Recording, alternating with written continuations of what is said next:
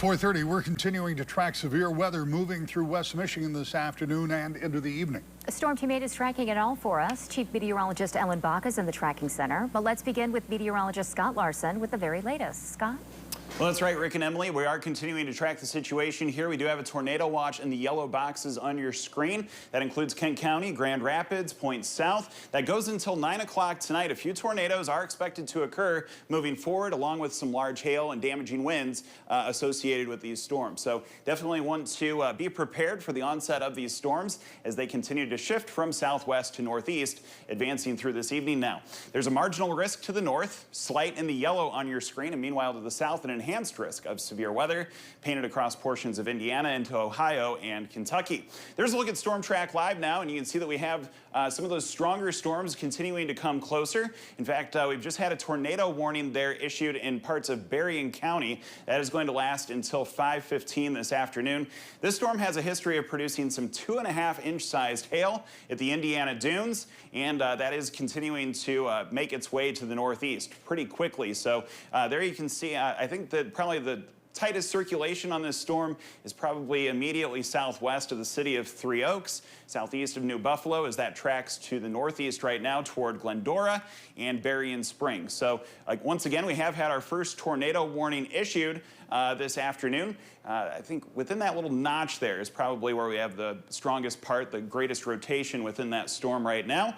As we look a little bit closer here, and we'll take a broader view, you can also see that we have some really strong storms also just off the coast of Benton Harbor. Those are also continuing to shift from southwest to northeast. So definitely want to be safe this evening. A very active situation with those quick-moving thunderstorms between now and 9 p.m. I'm going to toss things over to Chief Meteorologist Ellen Bach, and she is, actually, we're going to switch.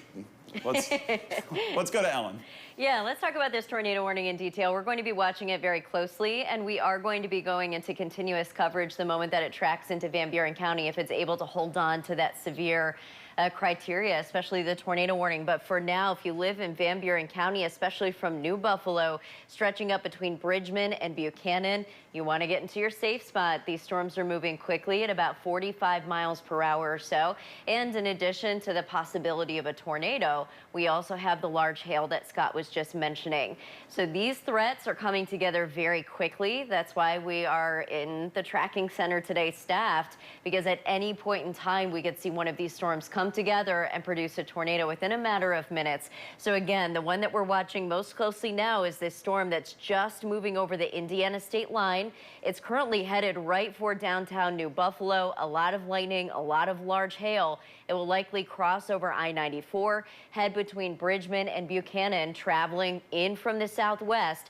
And if it holds this current trajectory, it's very likely that it's going to be moving in close to Dowagiac and up towards the Keeler area. So again, watching that in detail for us here.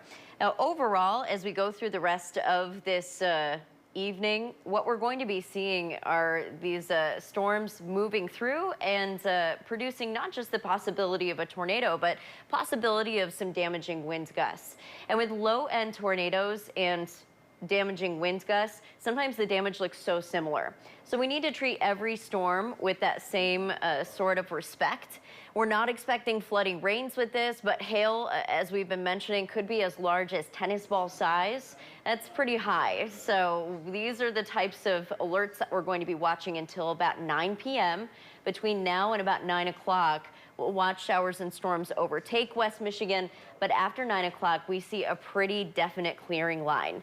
So that is the nice takeaway. We've got a short time frame here, only about 4.5 hours left, that we have to watch for these severe weather threats before this line moves inland and clears out for us on Wednesday. We're going to watch this tornado warning. I'll send it back to you guys for now.